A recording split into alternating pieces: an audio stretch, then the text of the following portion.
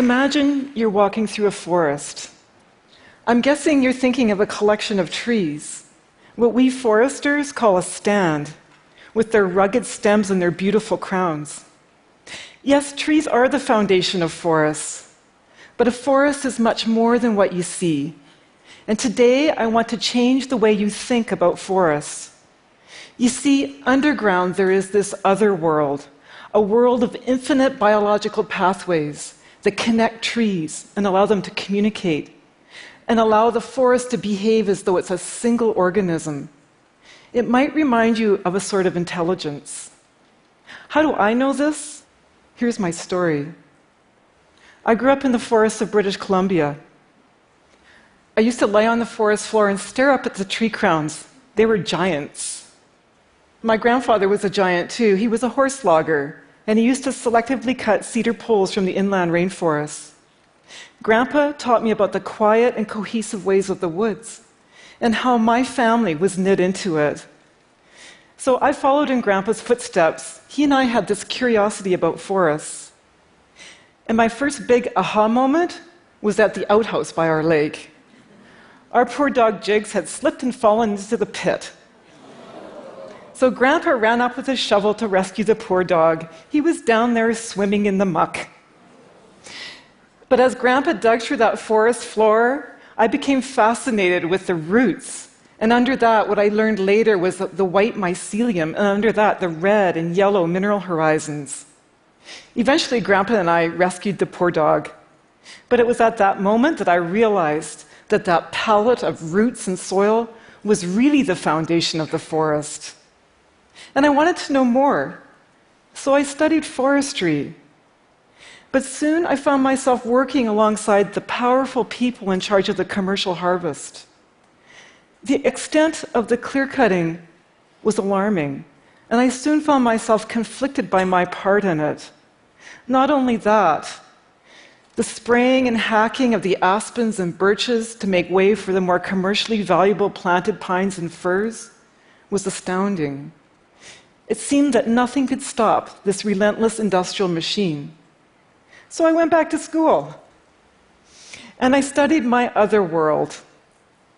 You see, scientists had just discovered in the laboratory in vitro that one pine seedling root could transmit carbon to another pine seedling root. But this was in the laboratory, and I wondered, could this happen in real forests? I thought yes.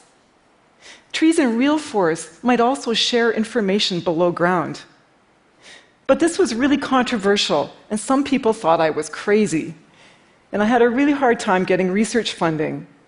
But I persevered. And I eventually conducted some experiments deep in the forest, 25 years ago. I grew 80 replicates of 3 species, paper birch, Douglas fir, and western red cedar. I figured the birch and the fir would be connected in a below-ground web. But not the cedar, it was in its own other world. And I gathered my apparatus, and I had no money, so I had to do it on the cheap. So I went to Canadian Tire. And I bought some plastic bags and duct tape and shade cloth, a timer, a paper suit, a respirator. And then I borrowed some high-tech stuff from my university, a Geiger counter, a scintillation counter, a mass spectrometer, microscopes. And then I got some really dangerous stuff, syringes full of radioactive carbon-14 carbon dioxide gas, and some high-pressure bottles of the stable isotope carbon-13 carbon dioxide gas. But I was legally permitted. Oh, and I forgot some stuff. Important stuff, the bug spray, the bear spray, the filters for my respirator. Oh well. The first day of the experiment, we got out to our plot, and a grizzly bear and her cub chased us off. And I had no bear spray. But you know, this is how forest research in Canada goes. So we came back the next day, and Mama Grizzly and her cub were gone. So this time we really got started. And I pulled on my white paper suit, I put on my respirator, and then I put the plastic bags over my trees. I got my giant syringes, and I injected the bags with my tracer isotope carbon dioxide gases. First, the birch. I injected carbon-14, the radioactive gas, into the bag of birch. And then for fir, I injected the stable isotope, carbon-13 carbon dioxide gas. I used 2 isotopes because I was wondering whether there was two-way communication going on between these species. I got to the final bag, the 80th replicate, and all of a sudden Mama Grizzly showed up again. And she started to chase me, and I had my syringes above my head, and I was swatting the mosquitoes, and I jumped into the truck, and I thought, this is why people do lab studies. I waited an hour. I figured it would take this long for the trees to suck up the CO2 through photosynthesis, turn it into sugars, send it down into their roots, and maybe, I hypothesized, shuttle that carbon below ground to their neighbors. After the hour was up, I rolled down my window, and I checked for Mama Grizzly. Oh good, she's over there eating her huckleberries. So I got out of the truck and I got to work. I went to my first bag with the birch. I pulled the bag off. I ran my Geiger counter over its leaves. Perfect. The birch had taken up the radioactive gas. Then, the moment of truth, I went over to the fir tree. I pulled off its bag. I ran the Geiger counter up its needles, and I heard the most beautiful sound. It was the sound of birch talking to fir. And birch was saying, hey, can I help you? And fir was saying, yeah, can you send me some of your carbon? Because somebody threw a shade cloth over me. I went up to cedar, and I ran the Geiger counter over its leaves. And as I suspected, silence. Cedar was in its own world. It was not connected into the web interlinking birch and fir. I was so excited. I ran from plot to plot, and I checked all 80 replicates. The evidence was clear. The C13 and C14 was showing me that paper birch and Douglas fir were in a lively two-way conversation. It turns out at that time of the year, in the summer, that birch was sending more carbon to fir than fir was sending back to birch, especially when the fir was shaded. And then in later experiments, we found the opposite, that fir was sending more carbon to birch than birch was sending to fir. And this was because the fir was still growing while the birch was leafless. So it turns out the two species were interdependent, like yin and yang. And at that moment, everything came into focus for me. I knew I'd found something big, something that would change the way we look at how trees interact in forests, from not just competitors, but to cooperators. And I had found solid evidence of this massive below-ground communications network, the other world. Now, I truly hoped and believed that my discovery would change how we practice forestry, from clear-cutting and herbiciding to more holistic and sustainable methods, methods that were less expensive and more practical. What was I thinking? I'll come back to that. So how do we do science in complex systems like forests? Well, as forest scientists, we have to do our research in the forest, and that's really tough, as I've shown you. And we have to be really good at running from bears. But mostly, we have to persevere in spite of all the stuff stacked against us. And we have to follow our intuition and our experiences and ask really good questions. And then we got to gather our data and then go verify. For me, I've conducted and published hundreds of experiments in the forest. Some of my oldest experimental plantations are now over 30 years old. You can check them out. That's how forest science works. So now I want to talk about the science. How were paper birch and Douglas fir communicating? Well, it turns out they were conversing not only in the language of carbon, but also nitrogen and phosphorus and water and defense signals and allelochemicals and hormones, information. And I have to tell you, before me, scientists had thought that this below-ground mutualistic symbiosis called a mycorrhiza was involved. Mycorrhiza literally means fungus root. You see their reproductive organs when you walk through the forest. They're the mushrooms. The mushrooms, though, are just the tip of the iceberg, because coming out of those stems are fungal threads that form a mycelium, and that mycelium infects and colonizes the roots of all the trees and plants. And where the fungal cells interact with the root cells, there's a trade of carbon for nutrients. And that fungus gets those nutrients by growing through the soil and coating every soil particle.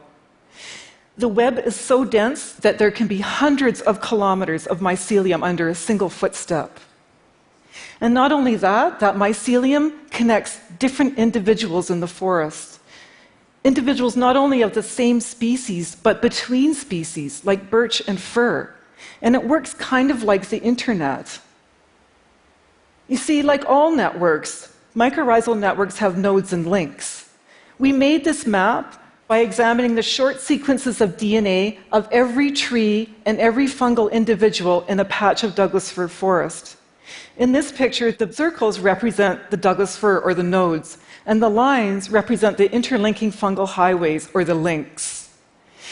The biggest, darkest nodes are the busiest nodes. We call those hub trees, or more fondly, mother trees, because it turns out that those hub trees nurture their young, the ones growing in the understory. And if you can see those yellow dots, those are the young seedlings that have established within the network of the old mother trees. In a single forest, a mother tree can be connected to hundreds of other trees. And using our isotope tracers, we have found that mother trees will send their excess carbon through the mycorrhizal network to the understory seedlings. And we've associated this with increased seedling survival by 4 times. Now, we know we all favor our own children. And I wondered, could Douglas fir recognize its own kin? Like Mama Grizzly and her cub? So we set about an experiment, and we grew mother trees with kin and stranger seedlings. And it turns out they do recognize their kin. Mother trees colonize their kin with bigger mycorrhizal networks. They send them more carbon below ground. They even reduce their own root competition to make elbow room for their kids. When mother trees are injured or dying, they also send messages, wisdom, onto the next generation of seedlings. So we've used isotope tracing to trace carbon moving from an injured mother tree down her trunk into the mycorrhizal network and into her neighboring seedlings. Not only carbon, but also defense signals. And these 2 compounds have increased the resistance of those seedlings to future stresses. So trees talk. Thank you. Through back and forth conversations, they increase the resilience of the whole community. It probably reminds you of our own social communities and our families. Well, at least some families. So let's come back to the initial point. Forests aren't simply collections of trees. They're complex systems with hubs and networks that overlap and connect trees and allow them to communicate, and they provide avenues for feedbacks and adaptation. And this makes the forest resilient. That's because there are many hub trees and many overlapping networks. But they're also vulnerable. Vulnerable not only to natural disturbances, like bark beetles that preferentially attack big old trees, but high-grade logging and clear-cut logging. You see, you can take out 1 or 2 hub trees, but there comes a tipping point. Because hub trees are not unlike rivets in an airplane. You can take out 1 or 2 and the plane still flies. But you take out 1 too many, or maybe that one holding on the wings, and the whole system collapses. So now how are you thinking about forests? Differently? Yes. Cool. I'm glad. So, remember, I said earlier that I hoped that my research, my discoveries, would change the way we practice forestry. Well, I want to take a check on that 30 years later here in Western Canada.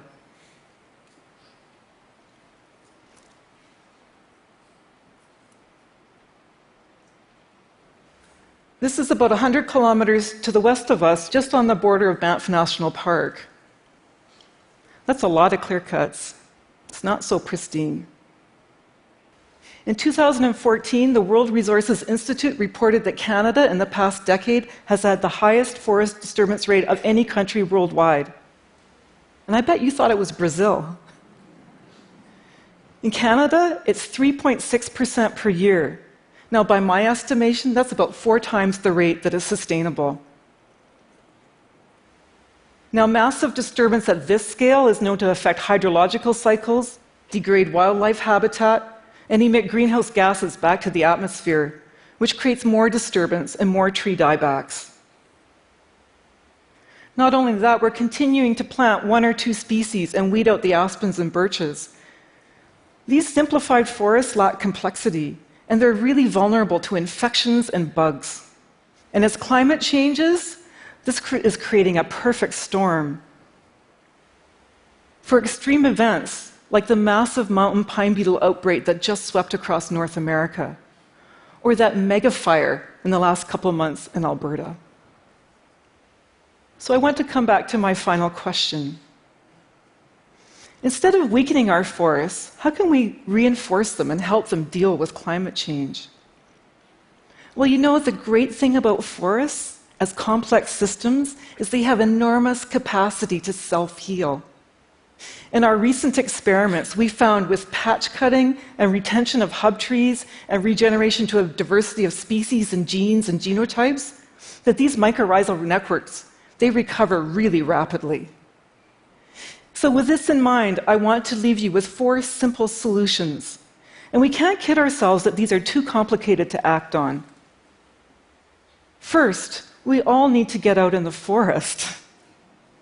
We need to reestablish local involvement in our own forests. You see, most of our forests now are managed using a one-size-fits-all approach. But good forest stewardship requires knowledge of local conditions. Second, we need to save our old-growth forests. These are the repositories of genes and mother trees and mycorrhizal networks. So this means less cutting. I don't mean no cutting, but less cutting. And third, when we do cut, we need to save the legacies, the mother trees and networks and the wood, the genes, so they can pass their wisdom on to the next generation of trees, so they can withstand the future stresses coming down the road.